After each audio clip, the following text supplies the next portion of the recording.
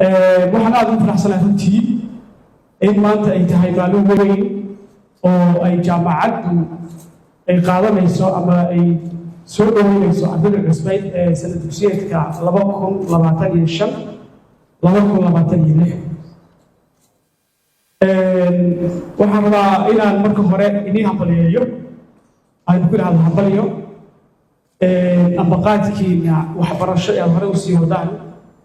waa idinku hambaliyeynayaa waxaan kaloo idinku hambaliyeynayaa joyska aad doorateen jaamacadda citycol oo ah runtii meel caan ku ah waxbarasho tayo leh iyo hal abuur waxaan rabaa inaan idin xaqiijiyo ama idin caddeeyo in jaamacaddu ay diyaar u tahay inay himiladiina iyo expectationkiinii aad ku soo xulateen jaamacadda ay jaamacaddu ka jawaabto insha allah haddii la yidhaahdo waxaan rajaynayaa markii aad jaamacadda dhammaysaan idinkoo khibraddiina aqoontiina iyo xirfaddiinu waa isbedeshay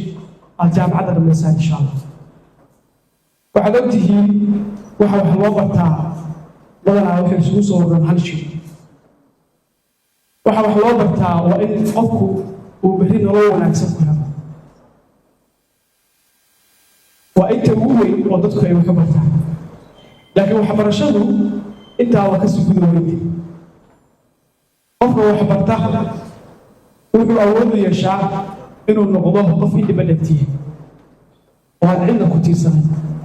oo naftiisa keliya maaha cid kale aan wax ka sugin halka qofka aan wax baran uu cid ku tiirsan yahay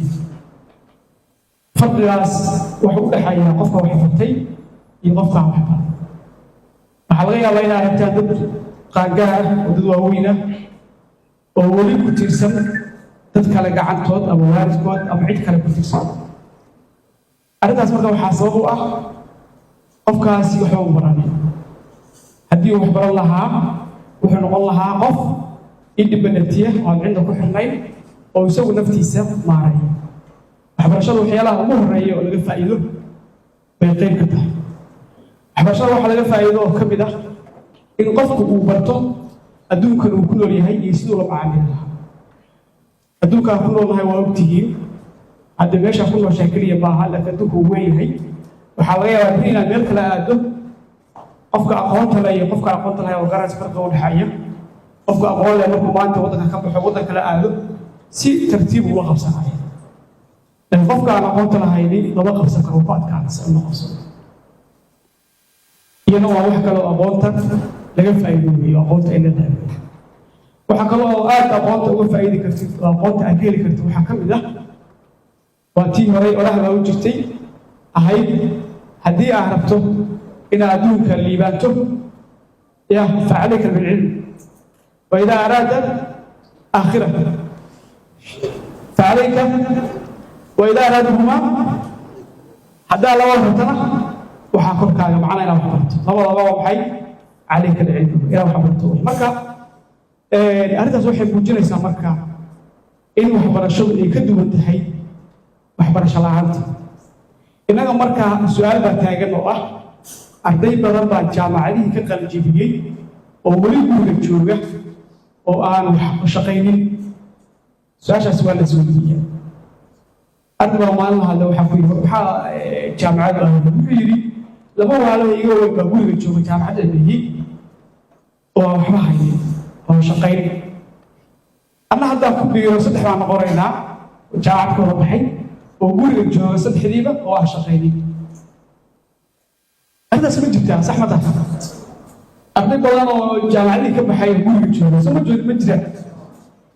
ma isweydiiseen raysulka sababta ma isweydiiseen waxaa dhacday hadda ka hor sheeka caan noqotay oo jirta gabar islaan suuqa degan oo suuqa ka shaqaysata baa waxay lahayd 2 wiil bay lahayd 2 wiil ay lahayd midna waxay geysay waxbarasho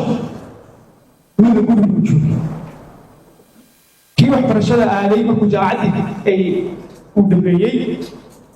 oo jaamacaddii ay ka bixisay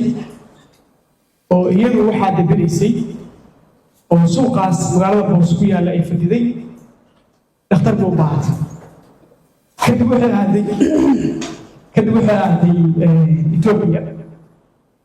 waxaa kaxeeyay wiilkeedii jaamiciga ahaa oo jaamacadda dhameeyey oo labiisa waa secondary dhameeyey oo hadduu markaa master ay ka bixinaysay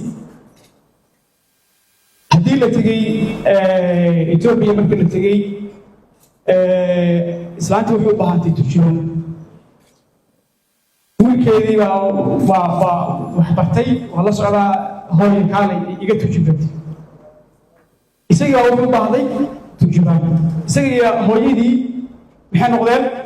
isku mid bay noqdeen marka su-aasha meesha taalla waxay tahay marka ma dhici kartaa in la yidhaahdo qofkaani wuxuu baranayay 12 sano iyo 4 sano jaamacada inaan waxba baran ma dhici kartaa inaad adigu wax baranayso haddana aad ka shaqaynayso ama aad ku taagan tahay waddadii aad wax ku baran lahayd technically waxaa rabtaa jaamacad baa adaa la iskool baa adaa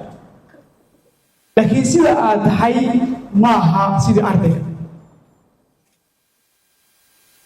ardayga waa la yaqaanaa sifaad gaar uu leeyahay qofkaan wax barana waa la yaqaanaa sifaad gaar uu leeyahay marka adigoo haddana labadii sifo xambaarsan sifaadkii ardaynimadana qaar baa awood tahay sifaadkii kanaa wax baran oo suuqa joogana qaar baa ka awood tahay maxaa u dhaxaysaa bayna tahay soo ma marka risalkaada ku noqon karaa taa waa su-aal jawaab u baahan halkaa marka waxaa muuqata qofku isagu wiilu marka hore isqiimeeyo anigu arday baa hortiida waxay maanaya waa su-aal jawaab u noqon karta arrinkii ahayd arday badan oo guriga iska jooga waxba baraabe waa qof laba shaar qaba dhinacana buugku ka sitaa dhinacana wuxuu la mid yahay kuwii caadiga ahaa ee waxba baranaynin ma garanaysaa magaalada iska jira wala mid marka sifadaas layskuma qaadan karo labada sifo taas waa mid weeye midda labaad oo kale marka hore aa waxbarashada soo aadaysay baa waxaa laga yaabaa inaadan hadaf ka lahayn arday baa aaday jaamacad ana jaamacad baan aadaya arday baa aaday iskool ana iskool baan aadaya wax kastoo aan hadaf laga lahayna hadaf la-aan ku dhamaada waxaa laga yaabaa marka arday badan hadda halka fadhida haddaan i weydiiyo oo maxaa jaamacadda ugu soo biirteen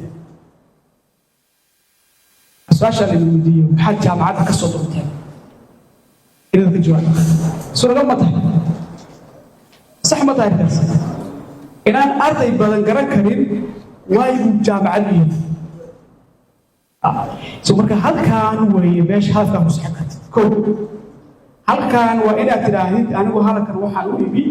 inaan wax barto noloshada ku bedelo waa inaad ka duwanaataa sifadii ahayd laba shaatire dhinacna waxaan kala socdaa sifaadka aan dadka aan waxba baran dhinacna waxaan kala socdaa sifaad dadka wax barto oo waxaan kala mid ahay buugta iyo inaan dugsiga aado dhinacna waxaan kala mid ahay tiimkanoo inaan sidoodii laayic ahay wixii qabanayeen qabtaan laba sifaadkaas so marka arrinkaasi waa arrin keenaya in aad maaragtay aada waxba baran so hadda marka haddaad joogtaa marka hadda waxaa haysataa fursad weyn oo aan dib kuu soo mari doonin waxaad haysataa wakti caafimaad iyo firaada haysataa ilaahay ku siiyey mustaqbalku waa maxay waa question waa maxay what is future marka uu yahay mustaqbal waa maxay mustaqbal wax kale maaha waa wax maanta aad diyaarinayso maanta maxaa haysaa haddii maanta aad waxbarasho dabkaa tahay arday waxbaranaya aad tahay mustaqbalkaaga waa haysaa haddii laakiin aad maanta aadan waxbarasho hayn oo aad neejirkaagu yahay buugga qaad guriga gey soo laabo sifadii waxbarasho mustaqbal ka shaqaynaysa waxaan rabaa marka taa inaan idinku baraarujiyo arrinka labaad oo saddexaad waa sax jaamacadaha laftarkooda ama iskoolada laftarkooda waxaa laga yaabaa ardada u timi inaysan u diyaarin inay jihayaan oo ardaygaan u jihayaan bari inuu noqon karo qof isku filan aqoon ahaan iyo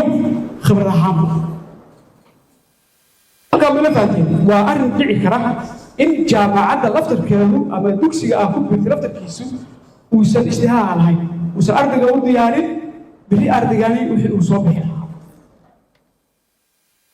haddaba waxaan ku bishaareynaya jaamacadda